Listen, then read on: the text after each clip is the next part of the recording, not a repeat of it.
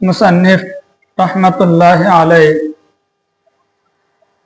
অন্যান্য মুসান্নিফিনদের মতো বাসমালা তথা বিসমিল্লাহির রহমানির রহিম দ্বারা নিজের কিতাব শুরু করছেন। তো এখানে প্রথম প্রশ্ন যে বাসমালা দ্বারা উনি ওনার কিতাব কেন শুরু করছেন, এই প্রশ্নগুলো আমরা অনেক আগের থেকে পড়ে আসতেছি। এরপরেও আমরা মুযাকারাতান একটু আলোচনা করি। বাসমালা দ্বারা মুসান্নিফ রহমাতুল্লাহ আলাইহি এই কিতাব শুরু করছেন ইত্তিবাআন লিকিতাবিল্লাহ, আল্লাহ তাআলার কিতাবুল্লাহর অনুসরণ করতে গিয়ে। কেননা এক তো আল্লাহ তাআলা বিসমিল্লাহির রহমানির রহিম দ্বারা কোরআনে কারীম শুরু হয়েছে, সাথে সাথে কোরআনে কারীমের মধ্যে এই নির্দেশও আছে ইকরা বিসমি রাব্বিকাল্লাযী খলাক, আল্লাহর নাম নিয়ে শুরু করতে বলা হয়েছে। সেই জন্য উনি বিসমিল্লাহ দ্বারা শুরু করছেন। 2 নম্বর ইত্তিবাআন লিসুন্নতি রাসূলিল্লাহ সাল্লাল্লাহু আলাইহি ওয়াসাল্লাম, আল্লাহর রাসূলের সুন্নাত হাদিসের অনুসরণ করতে গিয়ে উনি বাসমালা দ্বারা কিতাব শুরু করছেন। কেননা হাদিসের মধ্যে উল্লেখ আছে কুল্লু আমরিন যিবালিন লাম ইউবদা ফীহি বিবিসমিল্লাহি ফাহুয়া আকতা, যে কোনো ভালো কাজ যদি বিসমিল্লাহ দ্বারা শুরু না করা হয় তাহলে সেই কাজটি অসম্পূর্ণ থাকে। সেই জন্য উনি ওনার কিতাব বাসমালা দ্বারা শুরু করছেন। 2 নম্বর আরেকটি প্রশ্ন, উনি শুধু বাসমালা দ্বারা শুরু করছেন, দেখো তো কিতাবের মধ্যে কি কোনো হামদালার বয়ান আছে? আলহামদুলিল্লাহি রাব্বিল আলামিন এমন কোন ইবারত কিতাবের মধ্যে উল্লেখ আছে? নাই। এখন প্রশ্ন, স্বয়ং আবু দাউদ রাহমাতুল্লাহ আলাইহি নিজেই উল্লেখ করছেন কিতাবুল আদবের মধ্যে কুল্লু আমরিন যিবালিন লাম ইউবদা বিহামদিল্লাহি ফাহুয়া আকতা, যে কাজ আল্লাহ তাআলার হামদের মাধ্যমে শুরু করা হয় না ওই কাজও অসম্পূর্ণ থাকে। তাহলে মুসান্নিফ নিজের লিখিত হাদিসের উপরই তো পরিপূর্ণভাবে আমল করতে পারেন। উনি শুধু বাসমালা দ্বারা শুরু করছেন, হামদালাকে উনি এখানে উল্লেখ করেন নাই। তো তার উত্তর অনেক আছে।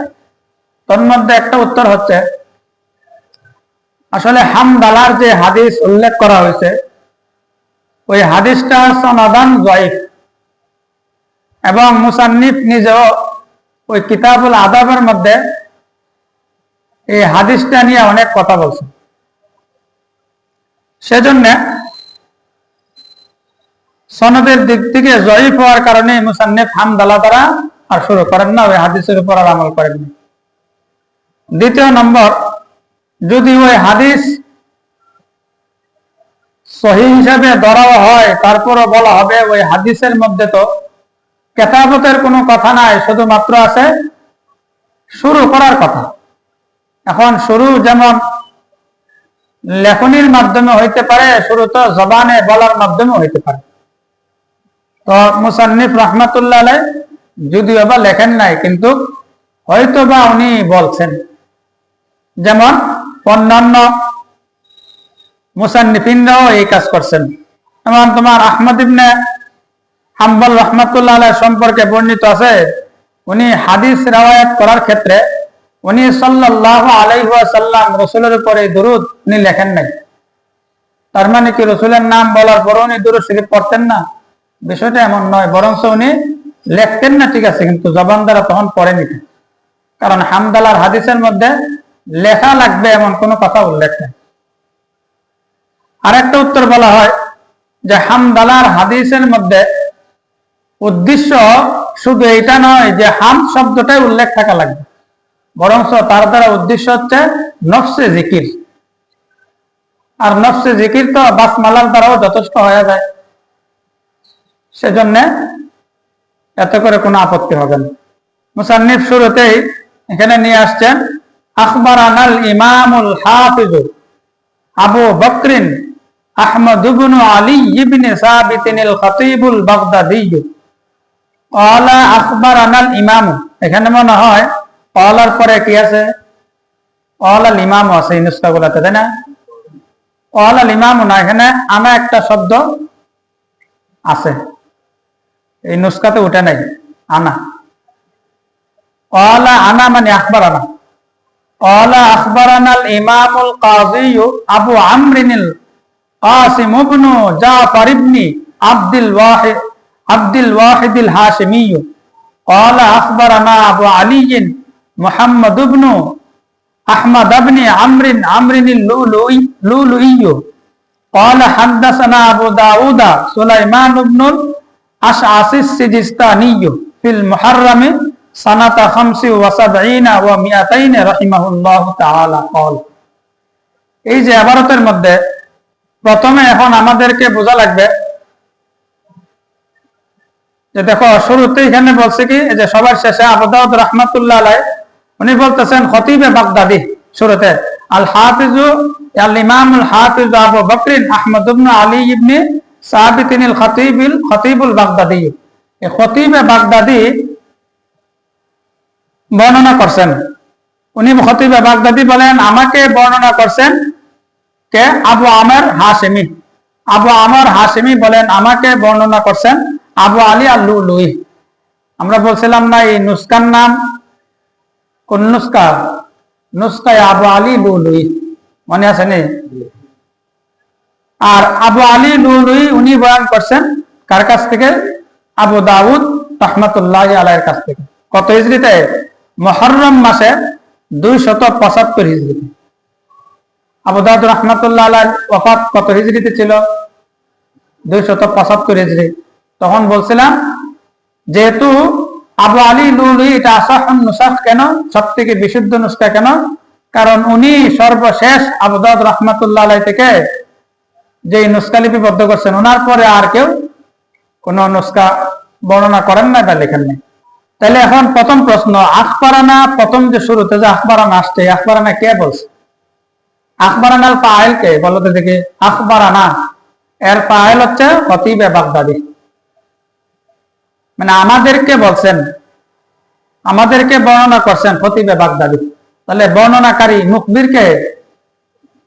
খতিবে বাগদাদি। কিন্তু এই কথাটা কায়েল কে, বলছেন কে? আমরা সনদের মধ্যে গিয়ে হাদ্দাসানা বা আখবারানা যেগুলা পাবো, সেখানে হাদ্দাসানা বা আখবারানা দ্বারা উদ্দেশ্য ইমাম আবু দাউদ রাহমাতুল্লাহ আলাইহি। আবু দাউদ রাহমাতুল্লাহ আলাইহি বলেন আমাদেরকে আমাদের উস্তাদ বর্ণনা করছে। কিন্তু এই যে বিসমিল্লাহর পরে কিতাবুত তাহারার মাঝে আখবারানা যে আসছে, আখবারানার কায়েল কে, বলনেওয়ালা কে? এইখানের মধ্যে আখবারানার কায়েল কিন্তু আবু দাউদ রাহমাতুল্লাহ আলাইহি না, কারণ আবু দাউদ রাহমাতুল্লাহ আলাইহি তো আরো আসতেছে 2 জনের পরে। তাহলে আখবারানার কায়েল কে? আখবারানার কায়েল হচ্ছে ওই তোমাদের ডায়েরির মধ্যে সনদ আছে, সনদের মধ্যে গেলে ওইখানে দেখবা যে আবু দাউদ রাহমাতুল্লাহ আলাইহির ছাত্র আবু আলী লুলুই। আবু আলী লুলুইর ছাত্র হচ্ছে আবু আমর হাশিমি। আবু আমর হাশিমির ছাত্র হচ্ছে খতিবে বাগদাদি। খতিবে বাগদাদি রাহমাতুল্লাহ আলাইহির ছাত্র হচ্ছে আবুল ফাতাহ মুফলিহ ইবনে আহমদ আদ-দুমি রাহমাতুল্লাহ আলাইহি। তাহলে আমরা বলতে পারি এই আখবারানার কায়েল হচ্ছে খতিবে বাগদাদি রাহমাতুল্লাহ আলাইহির ছাত্র। তাহলে আখবারানার কায়েল হচ্ছে হাফেজ খতিবে বাগদাদি, আর কায়েল কে? আবুল ফাতাহ মুফলিহ ইবনে আহমদ আদ-দুমি রাহমাতুল্লাহ আলাইহি। কায়েল আর কায়েলের মধ্যে পার্থক্য আছে না? আমি বললাম নাসারা ইয়াসিনু মুস্তাকিমা, ইয়াসিন মুস্তাকিমকে সাহায্য করছে। তাহলে নাসারার ফাইল কে? ইয়াসিন। নাসের কে? ইয়াসিন। এটা কায়েল, বলনেওয়ালা কে? কথাটা কে বলছে? আমি বলছি। ইয়াসিন হচ্ছে ফাইল, আর যেহেতু কথাটা আমি বলছি, আমি হচ্ছে কি কায়েল। ঠিক তেমনি ভাবে আখবারানার ফাইল হচ্ছে খতিবে বাগদাদি, আর কায়েল হচ্ছে কে? খতিবে বাগদাদির ছাত্র। আরেকটা বিষয়, আখবারানা হাদ্দাসানা এই শব্দগুলা বারবার আসবে এবং হয়তো হুজুরের মুকদ্দমার মধ্যে আলোচনা করবেন। আখবারানা হাদ্দাসানা এই দুইটা শব্দের মধ্যে কি পার্থক্য? প্রথম কথা, লুগাতান শাব্দিক অর্থের মধ্যে কোনো পার্থক্য নেই। তবে মুহাদ্দিসিনদের ইসতিলাহ বা পরিভাষার মধ্যে পার্থক্য আছে কিনা এই ব্যাপারে মুহাদ্দিসিনদের মাঝে পরস্পর মতবিরোধ মতনৈক্য হয়ে গেছে। মুহাদ্দিসিনদের মাঝে দুইটা ভাগ হয়ে গেছে, দুইটা জামাত হয়ে গেছে, একটা মুতাকাদ্দিমিন আর একটা হচ্ছে মুতাআখিরিন। মুতাকাদ্দিমিন যে সমস্ত মুহাদ্দিসিন আছে ওনাদের ইসতিলাহ তথা পরিভাষার মধ্যে আখবারানা হাদাসানার মধ্যে কোনো পার্থক্য নেই এবং আইম্মা আরবা এটারই কায়েল প্রবক্তা। পক্ষান্তরে মুতাআখিরিন উলামা একরাম বলেন আখবারানা এবং হাদাসানার মধ্যে কি আছে? পার্থক্য আছে। যদি ছাত্র পড়ে আর উস্তাদে শুনে, ছাত্র পড়তেছে আর উস্তাদে শুনতেছে, তাহলে এটাকে বলে, যদি একজন হয় ছাত্র যদি একজন হয় তাহলে তাকে বলে আখবারানি। আর যদি ছাত্র একাধিক হয় তাহলে তাকে কি বলে? আখবারানা বলে। তার বিপরীত যদি নাকি উস্তাদ পড়ে আর ছাত্র শুনে, যদি ছাত্র একজন হয় তাকে বলে হাদ্দাসানি, আর যদি ছাত্র বেশি হয় তাহলে কি বলে? হাদ্দাসানা। এই পার্থক্যটা মুতাআখিরিন উলামা একরামরা বয়ান করছেন।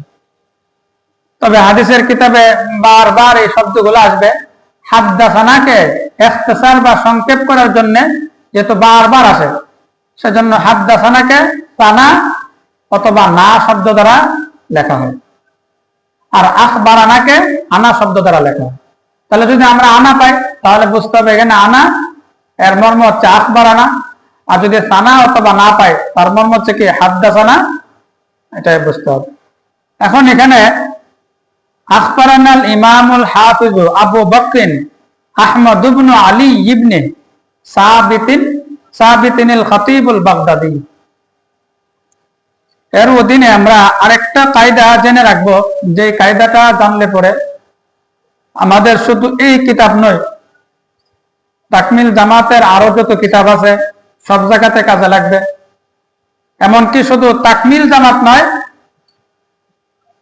তাকমিল জামাত ছাড়াও এই কায়দা যেখানেই আসবে সেখানে আমি ওই কায়দাটা জানলে পরে কাজে লাগাইতে পারবো। সেই কায়দাটা হচ্ছে ইবনুন এর কায়দা, যে ইবনুন এই শব্দটাকে আমি কিভাবে পড়বো আর কিভাবে লিখবো। সেজন্য এই কায়দাটা আমরা বোর্ডের মধ্যে লিখে দেখাবো।